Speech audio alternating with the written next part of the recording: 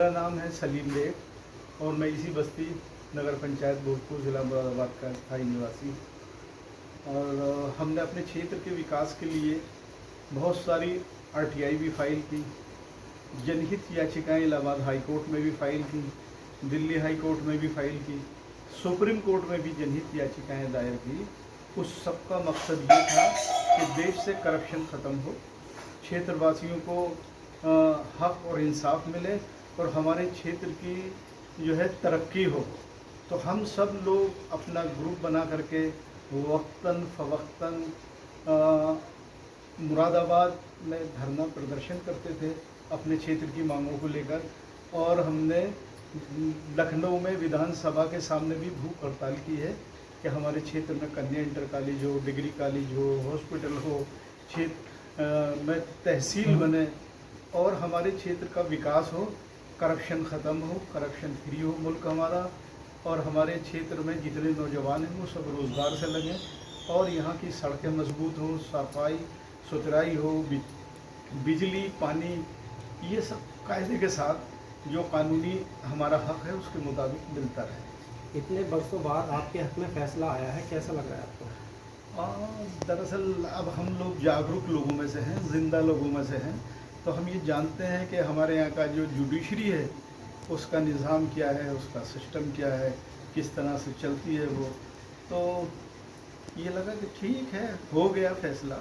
But ये कि जब हम समाज के लिए कुछ काम करते हैं तो एडमिनिस्ट्रेशन हमें कई बार अपना मुखालिफ दुश्मन समझने लगता है, जबकि ऐसा है नहीं। हम समाज को सुधारना चाहते हैं, हम सिस्टम में जो गड़बड़ियाँ हैं हम चाहते हैं उसका सुधार हो और हमारे क्षेत्र का विकास हो, अनजस्टिस ना हो, लॉ एंड ऑर्डर जो कहता है उसके मुताबिक काम हो। मुल्क लोकतांत्रिक है, डेमोक्रेटिक है, जमहूरियत है। जमहूरियत के निज़ाम में जनता सर्वोपरि है, जनता के हक हुकूक ज़्यादा है। कोई भी अधिकारी चाहे कितना भी बड़ा क्यों ना हो, राष्ट्रपति, प्रधानमंत्री, गवर्नर क्यों ना हो, वो सब जनता के पैसे से उनको सैलरी मिलती है। उनके आने जाने में जो भी खर्च होते हैं, जो भी प्रोग्राम सरकारी होते हैं, उन सब में जनता का पैसा खर्च होता है। और लोकतंत्र है तो इसलिए जनता सर्वोपरि है, जनता ताकतवर है। और सरकार ने ही ये कानून दिया, सूचना का अधिकार अधिनियम 2005। जब से ये कानून बना, ये कानून अस्तित्व में आया, तब से हमें लगा कि हम आज़ाद देश के आज़ाद बाशिंदे हैं। हालांकि हम हर 5 साल में वोट करते हैं, अपनी सरकारें चुनते हैं, लेकिन वो मौका 5 साल में आता है। लेकिन हम सूचना का अधिकार कानून को तो एक दिन में कई बार भी इस्तेमाल कर सकते हैं और घर बैठे ये जान सकते हैं कि हमारी सरकार कहाँ क्या कैसे कर रही है, कौन सा पैसा कितना खर्च आया, किस स्कीम में कितना खर्च हुआ। तो ये सब कुछ जानने की हम लोगों ने कोशिश की थी और इस पर काम भी किया था। अब आगे क्या रणनीति रहेगी? आगे रणनीति है, जो हम काम करते थे वो जारी रहेगा। आज भी हम काम कर रहे हैं।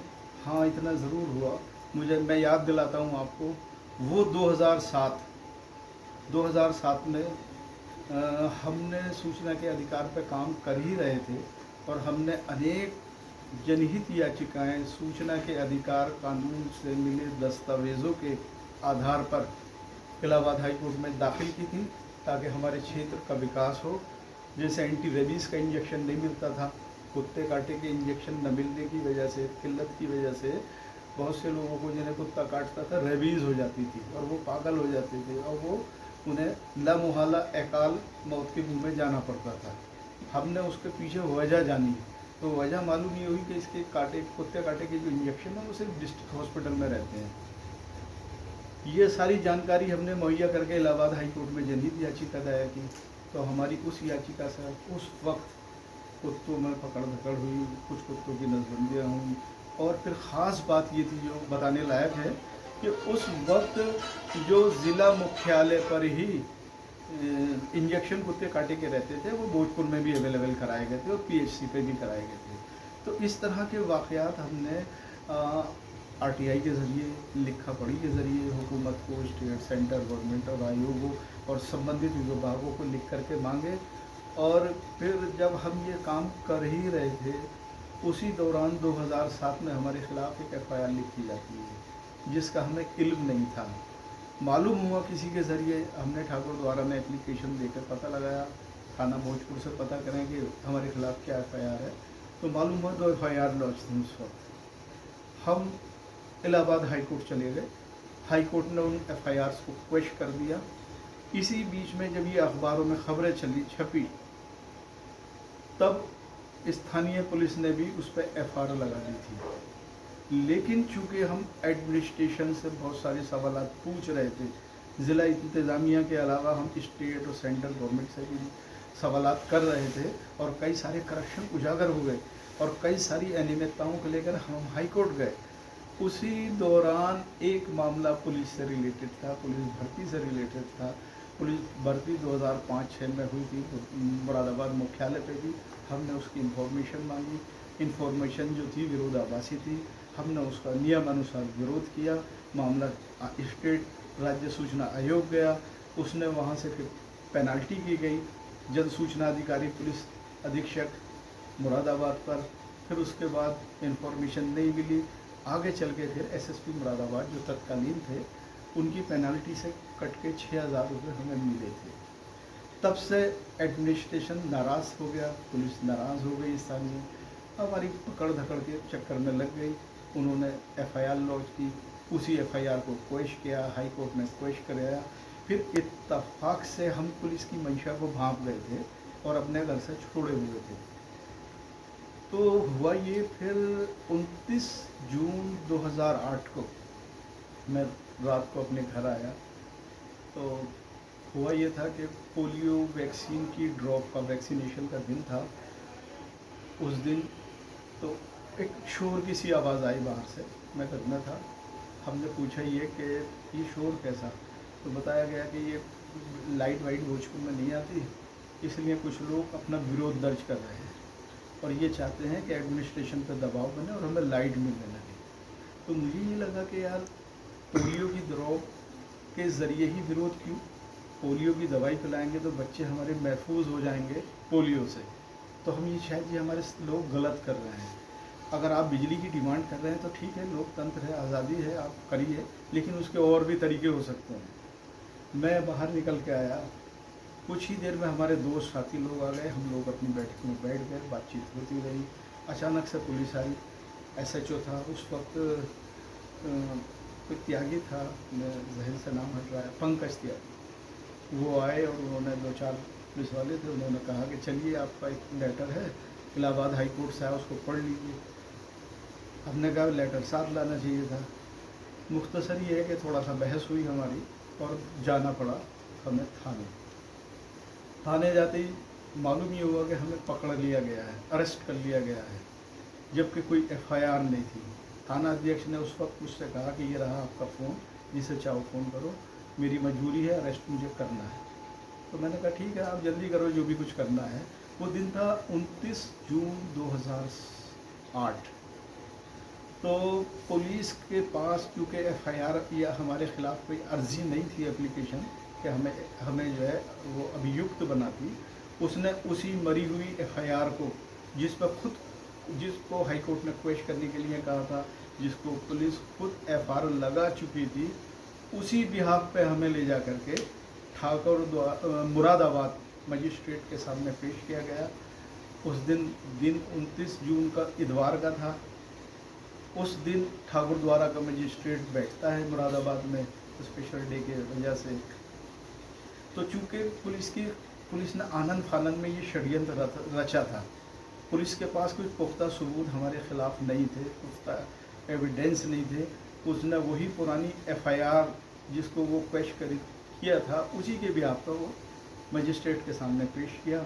मजिस्ट्रेट ने घड़ी देखी, जैसे फिल्मों में दिखाते हैं, घड़ी देखी और कहा अरे भाई दरोगा जी आपने कितने वक्त इसको अरेस्ट किया? उन्होंने कहा 11:30 बजे।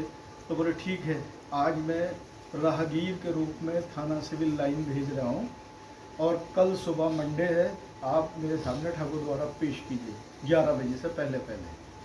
तो मैं भी हैरान था और हमारे मीडिया के साथी और बहुत सारे एडवोकेट्स थे, वो हैरान थे। एडवोकेट में और नोक-झोंक भी हुई पुलिस और मजिस्ट्रेट को लेकर के कि या तो आप सीधा इसको छोड़िए, अदालत से कहा उन्होंने, और अगर इसके ख़िलाफ़ कुछ नहीं है तो इसको छोड़िए वरना फिर इसको जेल भेजिए। आप इस तरह कैसे कर सकते हैं कि आप राहगीर के रूप में इसको रोक रहे हैं, पुलिस की मदद कर रहे हैं इस तरह से। बहरहाल ये कि ताकतवर जो लोग होते हैं उनके सामने बहुत सारी सच्ची और हक दलीलें भी जो है नाकाफ़ी होती हैं। मुझे थाना सिविल लाइन की बैरक में रोक दिया गया। अगले दिन सुबह उठा करके 30 जून 2008 को ठाकुर द्वारा ले जाया गया और उसके बाद वहाँ से जेल भेज दिया गया। 19 दिन में जेल रहा। उसके बाद छूटा तो फिर एक FIR और थी, तो मुझे लामोहला घर छोड़ना पड़ा, अपना क्षेत्र छोड़ना पड़ा, अपने लोगों को भी छोड़ना पड़ा, अपने दोस्त साथी। बहरहाल उसका मुझे दुख और कोई गम कुछ नहीं, इसलिए कि जब हम कुछ करना चाहते हैं, कुछ करते हैं, तो ये सब दुश्वारियों का सामना हमें करना पड़ता है।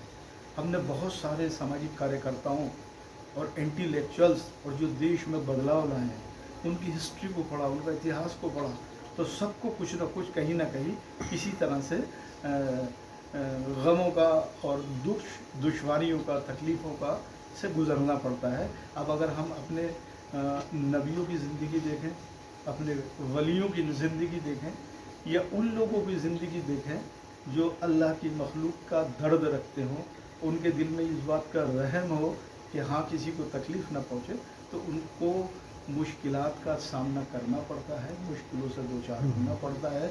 और जेल वेल कोई मायने नहीं रखती, इसलिए कि ये सब काम करने वालों के लिए गहना है। अगर हम जेल गए तो हम हक हुकूक की लड़ाई के लिए गए। इसमें जो वादी यासीन है उसने 2016 में कहा, जिरह के दौरान कोर्ट में मैंने तो FIR नहीं कराई, मेरे नाम से FIR किसने की? तो जज को वहाँ इंसानियत और इंसाफ को बालातर रखते हुए एक्शन लेना था। ठीक है, वो जज की अपनी बात थी, बट ये कि फिर जो 3 गवाह बनाए गए उन्होंने घटना से इनकार किया। इसके बावजूद डेट पे डेट मिलती रही। अब हम बहुत ज़्यादा अमीर नहीं हैं, अगर कोई अमीर भी होता ना तो जितना लंबा मेरा